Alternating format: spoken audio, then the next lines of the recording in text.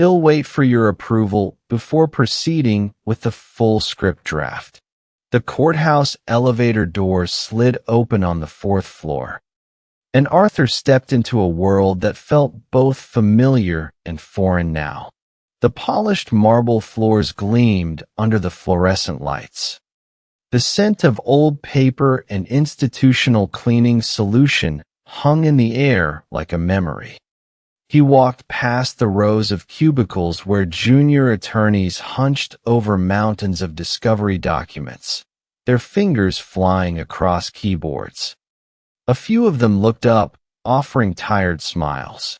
Arthur nodded back, but his mind was elsewhere. 3 days had passed since the night at the bus shelter. The bruises on his wrists had faded from angry purple to a sickly yellow-green.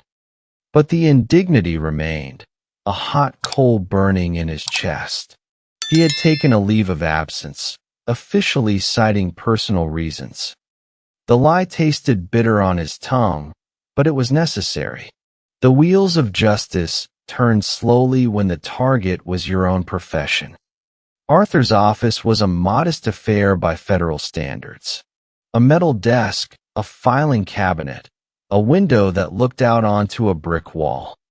But the walls were lined with framed certificates, commendations from the Attorney General, and a single photograph of his late father in his army uniform.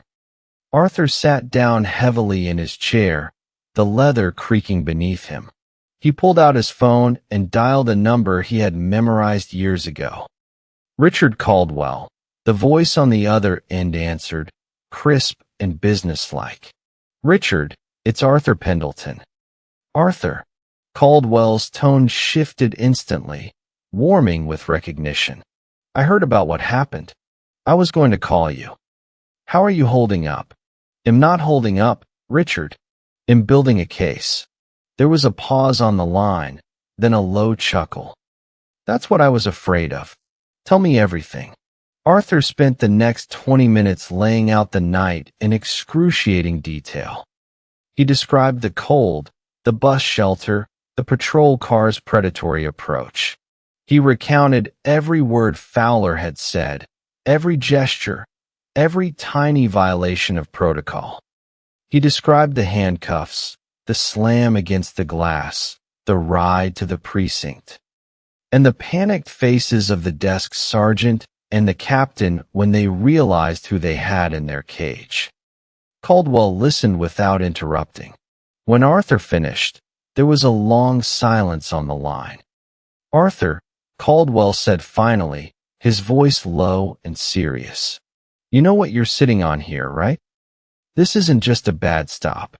This is a federal civil rights violation wrapped in a false arrest, topped with a side of evidence tampering. The body camera going malfunctioned? That's perjury waiting to happen. I know, Arthur said quietly. And you want me to take this case? You want me to sue your own city, your own police department, while you're still a federal prosecutor? I'm taking a leave of absence. No conflict of interest. There'll be a private citizen when we file. Caldwell let out a low whistle. You've thought this through. I've been thinking about nothing else for 3 days. All right. Caldwell's voice hardened with resolve. Send me everything you have.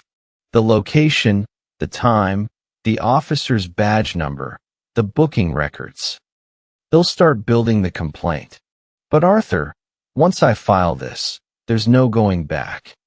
This department will go to war with you.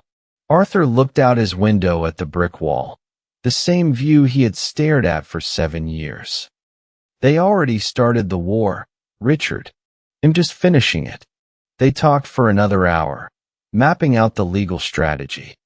Caldwell was a master of civil rights litigation, a man who had taken down corrupt police departments in 3 states.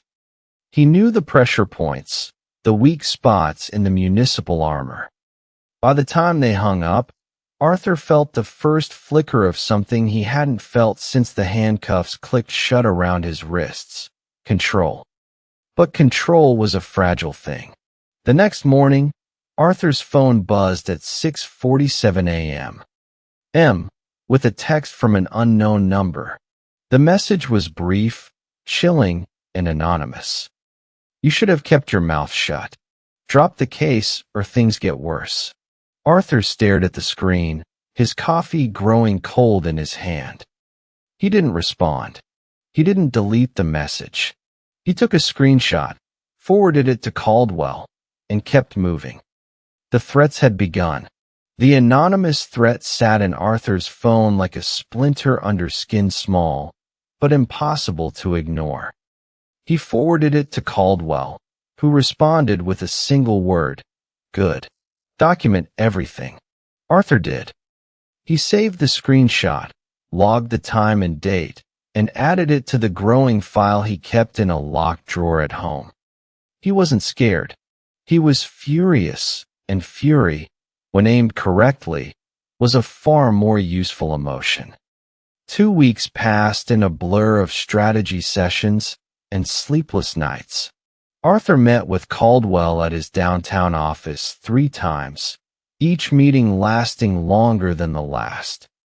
The lawsuit was taking shape, a Jing V crafted machine designed to dismantle the 14th District's reputation piece by piece. But Caldwell warned him that the police union would fight back. They always did. They'll paint you as unstable, Caldwell said, leaning back in his leather chair. They'll leak stories to the press about your erratic behavior. They'll dig into your past, your finances, your relationships. They'll try to find something, anything, to discredit you. Arthur nodded slowly. Let them dig. They won't find anything. I know. But the court of public opinion doesn't operate on facts. It operates on headlines. We need to get ahead of their narrative. That was when Arthur remembered the bus. The 66 bus that had pulled up just as Fowler slammed him against the glass. The bus with its high-definition forward-facing camera. He mentioned it to Caldwell. And the lawyer's eyes lit up like a man who had just found a winning lottery ticket in his coat pocket.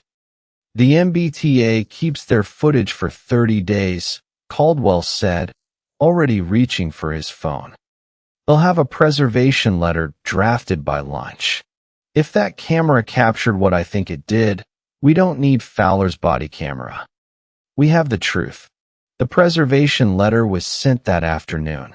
The MBTA confirmed receipt and assured Caldwell that the footage would be secured. Arthur felt a weight lift from his shoulders, but only slightly. The battle was far from over.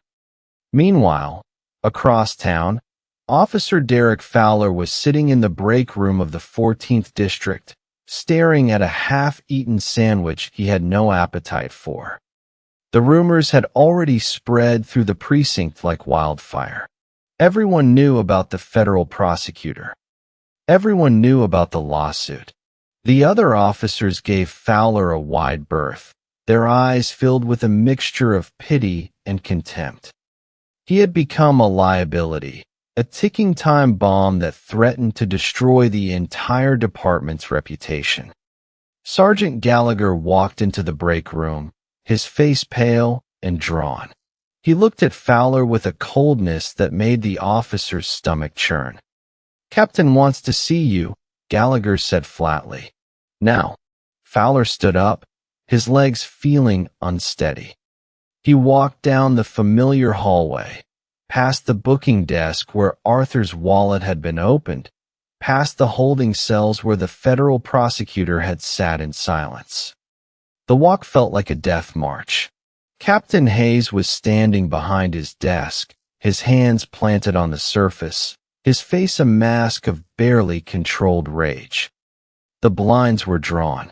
The room felt like a pressure cooker. "Close the door," Hayes said. Fowler obeyed. The click of the latch sounded like a gunshot. "Sit down." Fowler sat. The chair was hard and uncomfortable. He felt like a schoolboy called to the principal's office. "I just got off the phone with the city attorney," Hayes began, his voice low and trembling with anger. He tells me that we have a problem. A big problem. The federal prosecutor you arrested, the one you slammed against a bus shelter, the one you cuffed and tossed in the back of your cruiser like a common criminal, he's hired Richard Caldwell. Fowler's blood ran cold. He had heard of Caldwell. Every cop in the state had heard of Caldwell. The man was a legal predator who fed on police departments. Caldwell is going to sue us for everything we have, Hayes continued, his voice rising. And do you know what he's going to use as his star witness? The MBTA bus camera. The one that recorded your entire little performance. Fowler opened his mouth to speak, but no words came out. You turned off your body camera, Hayes said, his voice dropping to a whisper that was somehow more terrifying than his shouting. You turned it off, and you thought that would protect you. But you forgot about the bus. You forgot about the cameras on public transportation. Captain, I shut up. Hayes slammed his fist on the desk, making the pens jump. You are going to be the reason this department gets gutted. You are going to cost this city millions of dollars. And when this is over, I am going to make sure you never wear a badge again. The door to Captain Hayes' office swung open, and Fowler stumbled out into the hallway like a man who had just been told he had 6 months to live. His face was ashen, his hands trembling at his sides.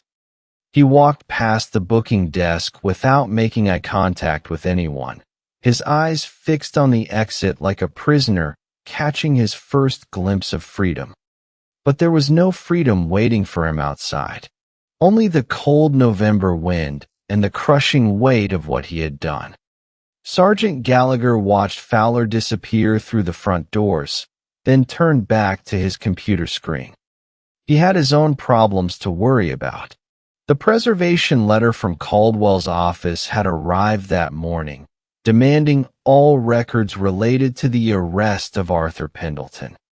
Gallagher had spent the last hour frantically trying to locate the paperwork, only to realize that the booking sheet had been filled out incorrectly. Fowler had listed the time of arrest as 7:52 p.m., but the dispatch logs showed the stop had occurred at 7:48 p.m. A 4-minute discrepancy that, under the scrutiny of a federal lawsuit, might as well have been a confession. Gallagher closed his eyes and rubbed his temples. He was 2 years away from retirement. 2 years away from a quiet life fishing on Cape Cod. And now this. Across town, Arthur Pendleton was sitting in the living room of his Brookline apartment, a stack of legal pads spread across the coffee table in front of him. He had been writing for hours, meticulously documenting every detail of the night that had changed his life. The cold, the spotlight, the handcuffs, the smell of the holding cell. He wrote it all down, not for the lawsuit, but for himself. A record of what had been taken from him. His phone buzzed. It was Caldwell. Arthur, I just got off the phone with the MBTA. The footage is secured. I've already had my team start analyzing it frame by frame. It's going to be our centerpiece. Arthur felt a surge of relief. How does it look? It looks like a gift from God, Caldwell said, his voice carrying a dark satisfaction. The camera angle is perfect. It shows Fowler approaching you. The verbal exchange, the moment he grabs you, the slam against the glass. There's no audio, but the visual tells the whole story. Any jury that sees this will be on your side within seconds. When can we file? I want to wait another week. I'm still gathering evidence on Fowler's history. I've already found 3 civilian complaints against him that were quietly buried. All 3 involved black men. All 3 were dismissed without investigation. That's a pattern, Arthur. A pattern that proves this wasn't an isolated incident. Arthur leaned back into his couch, the leather cool against his skin. What about the union? They're going to try to spin this. Let them spin, Caldwell said. We have the footage. We have the dispatch logs. We have the complaints. And soon, we'll have Fowler's body camera metadata. I've already subpoenaed it from Axon. They'll have to hand over the logs showing when the camera was powered off. You think they'll fight the subpoena? They'll try, but they'll lose. And when they do, the world will see that Fowler deliberately turned off his camera right before he assaulted you. That's not a malfunction. That's a cover-up. Arthur stared at the stack of legal pads on his coffee table. The words blurred together, but one thing remained crystal clear. He was no longer just a victim. He was an instrument of accountability. The next morning, a story appeared in the local newspaper. It was short, buried on page 7, but it was there. Federal prosecutor files notice of intent to sue city over arrest. The article mentioned Arthur's name, his position at the DOJ, and the basic details of the incident. It also included a statement from the police union, calling the lawsuit a baseless attack on hardworking officers. Arthur read the article twice, then set the paper down. The war had begun in earnest now. There was no turning back. He picked up his phone and dialed Caldwell. "Richard, it's Arthur. The story is out." "I saw it," Caldwell replied. "The union is already trying to control the narrative. But don't worry. We're about to change the conversation." "What do you mean?" "I just scheduled a press conference for Friday morning. 10 o'clock. On the steps of the federal courthouse. We're going to release the bus footage to the public." Arthur felt his heart rate quicken. The footage would change everything. It would strip away the union's lies and expose the truth for everyone to see. "Are you ready for this, Arthur?" Caldwell asked. Arthur looked out his window at the gray November sky. "I've been ready since the moment those handcuffs clicked shut."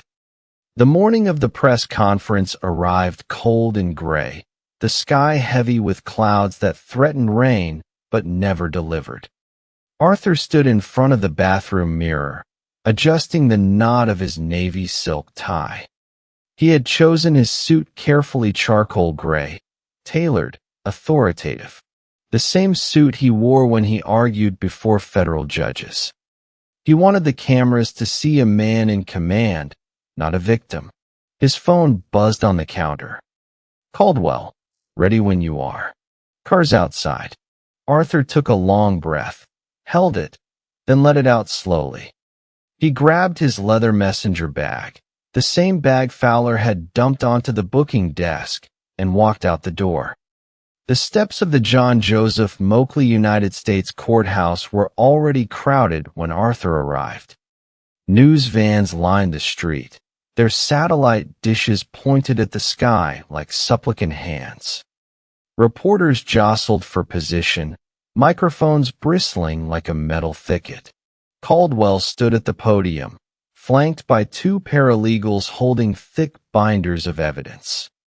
As Arthur approached, the crowd of reporters turned, their cameras swiveling to capture his approach.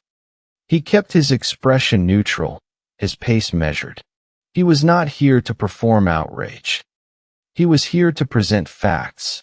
Caldwell stepped aside as Arthur reached the podium. The microphones picked up the ambient noise, the wind, the distant hum of traffic, the clicking of camera shutters. Arthur adjusted the microphone, the feedback squealing briefly before settling. "Good morning," Arthur began, his voice calm and steady. "My name is Arthur Pendleton. I am the Deputy Chief of the Violent Crimes and Racketeering Section at the United States Attorney's Office for the District of Massachusetts. I have served in that role for 6 years. I have prosecuted drug cartels, money launderers, and corrupt public officials. I have never been arrested. I have never been charged with a crime. Until 12 days ago, I had never been inside a police holding cell." He paused, letting the words hang in the cold air. On the evening of November 12th, I was waiting for a bus at the corner of 4th and Elm. My car had broken down. I was wearing a hoodie and sweatpants. I was tired. I was cold.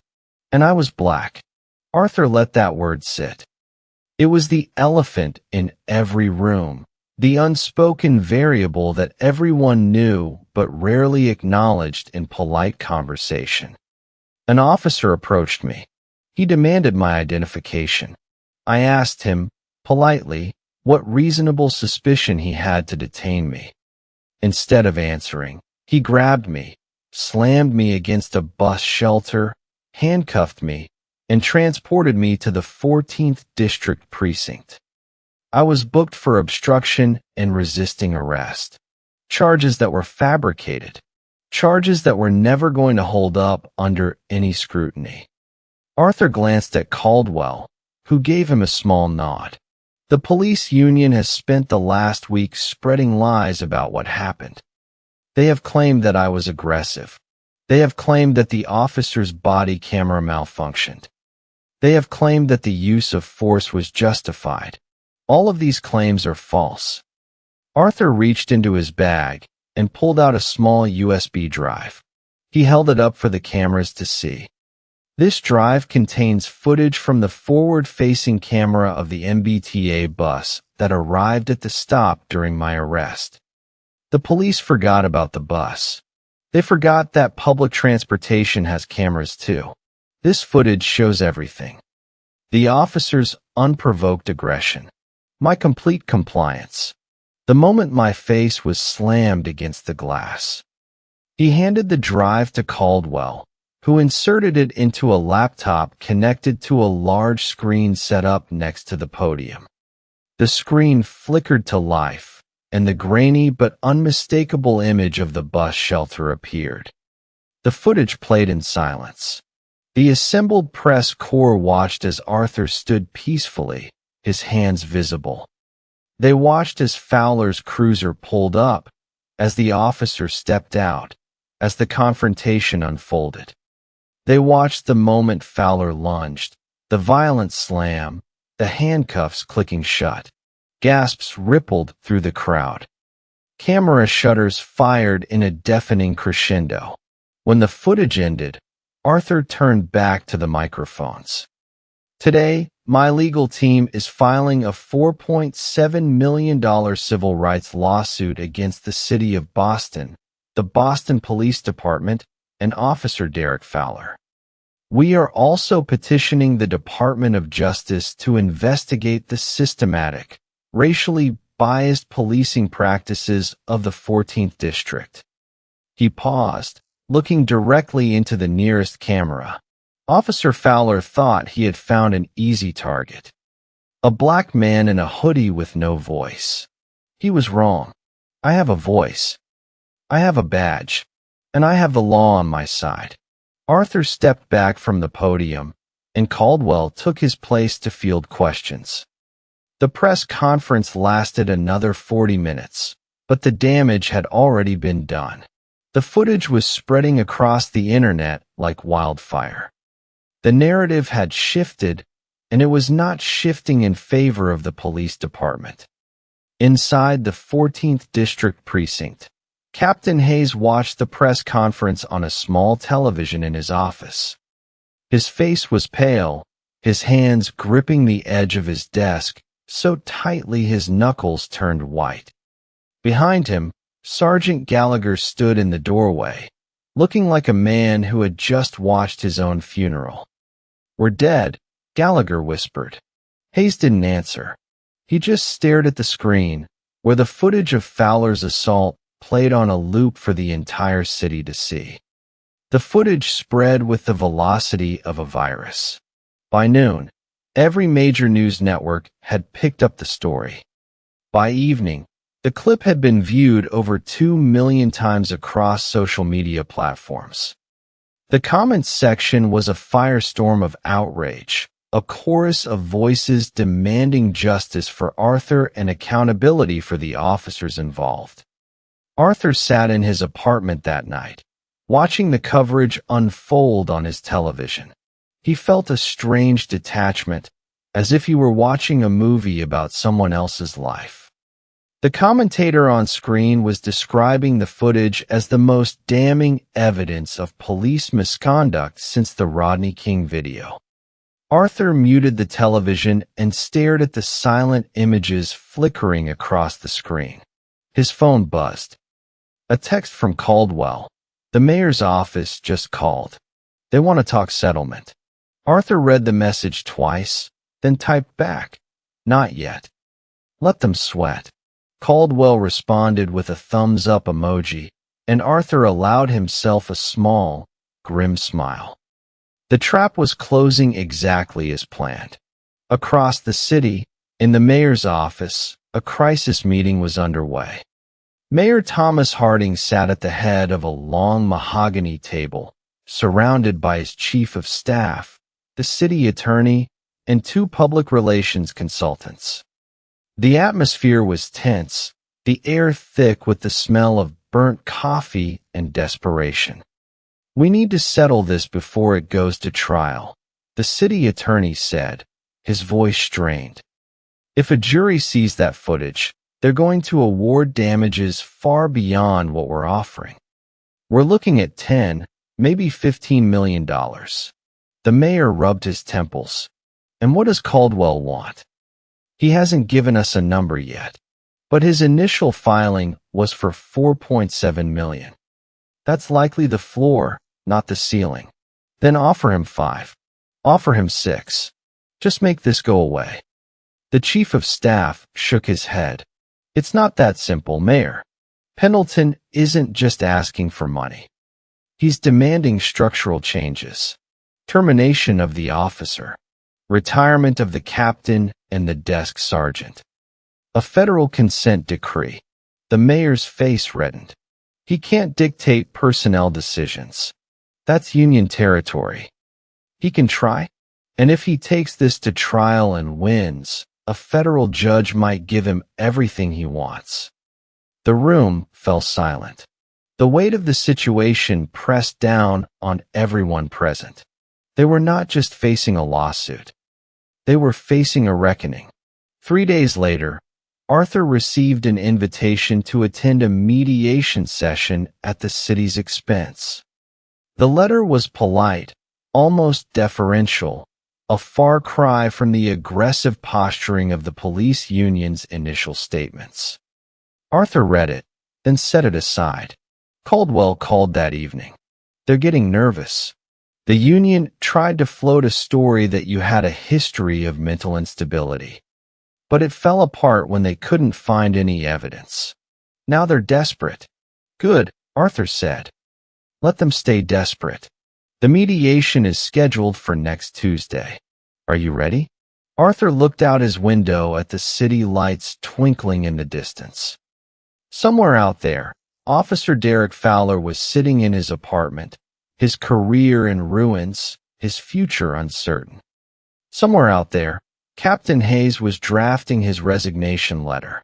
And somewhere out there, the next victim of a bad stop was waiting for someone to change the system.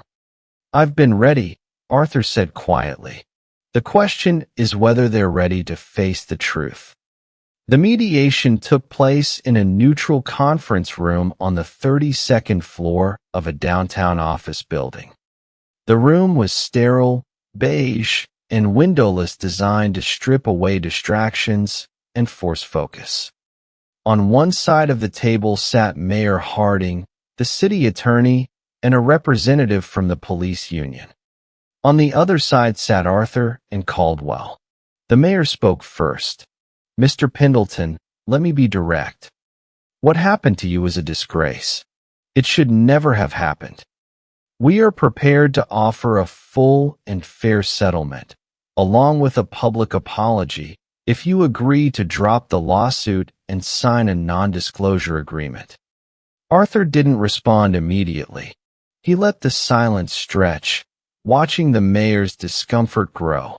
"Mayor Harding," Arthur said finally, his voice calm and measured, "I appreciate your offer, but am not interested in a quiet settlement. I'm interested in change." The mayor's face tightened. Change is a broad term, Mr. Pendleton. What specifically are you asking for? Arthur slid a single sheet of paper across the table. The city attorney picked it up, his eyes scanning the bullet points. His face paled with each line he read.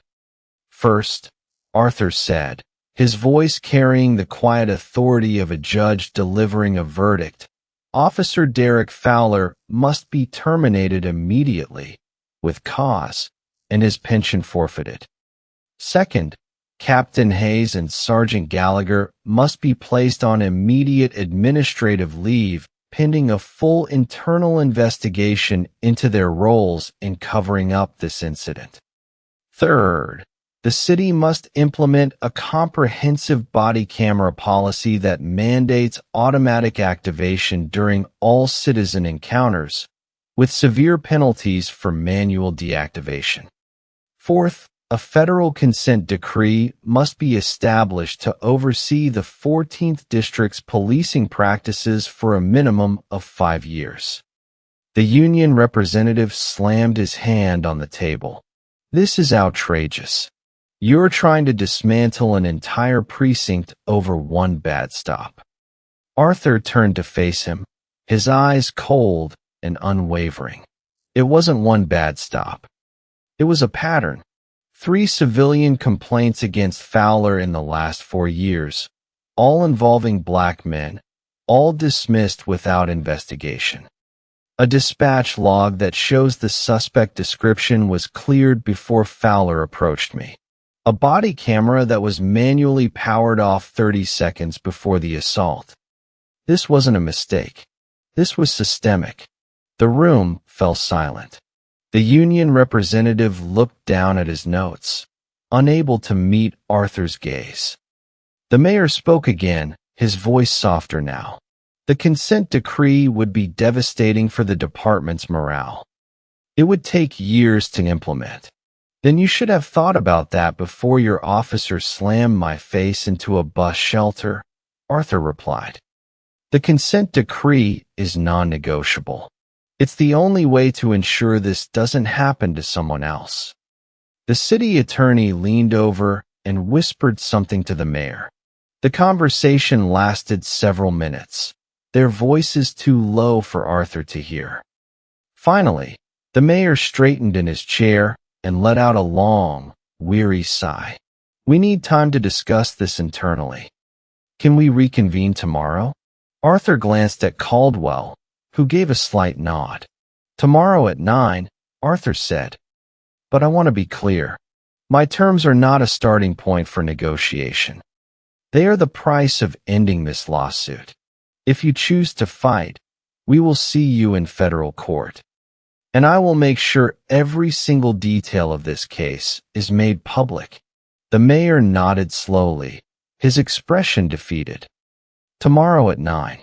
As Arthur and Caldwell walked out of the conference room, Caldwell clapped him on the shoulder. You handled that perfectly. They're going to cave. I can feel it. Arthur didn't respond. He was already thinking about the next step, the next move in the game. The settlement was important, but it was not the end. The real victory would come when the system changed, when no other black man in a hoodie would be slammed against a bus shelter simply for existing.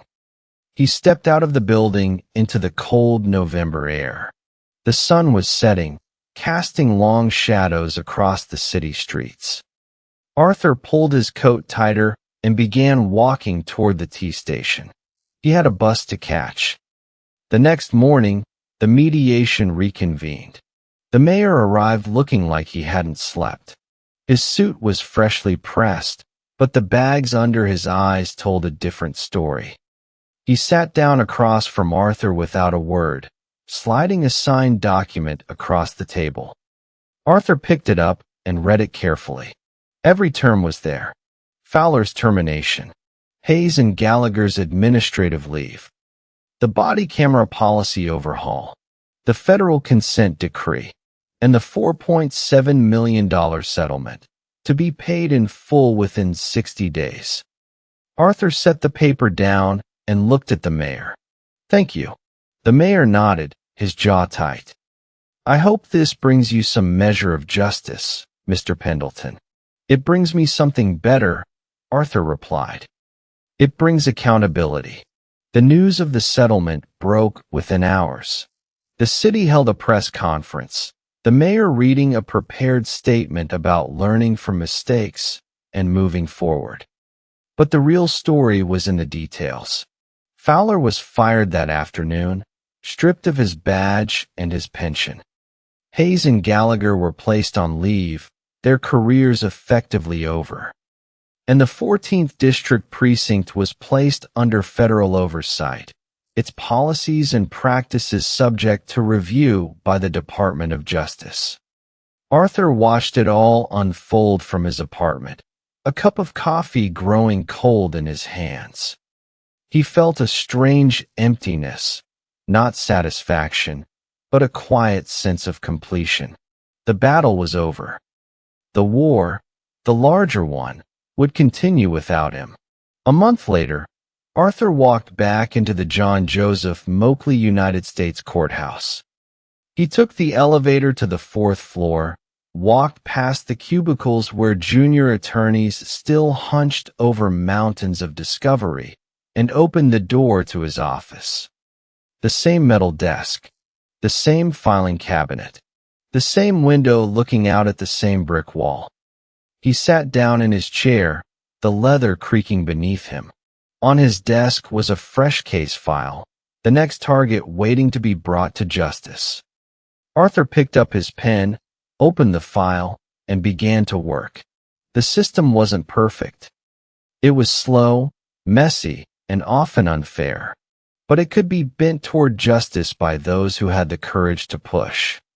Arthur Pendleton had pushed, and the system had bent. If this story of justice, served, and power challenged made your blood run hot, hit that like button and share it with someone who needs to be reminded that accountability is always possible. Subscribe to Unseen Power Stories for more tales of hidden strength and dramatic reversals. 2 new stories are waiting for you on screen right now, stories of ordinary people who discovered they had the power to change everything. Click 1, and remember, never underestimate the person standing next to you at the bus stop.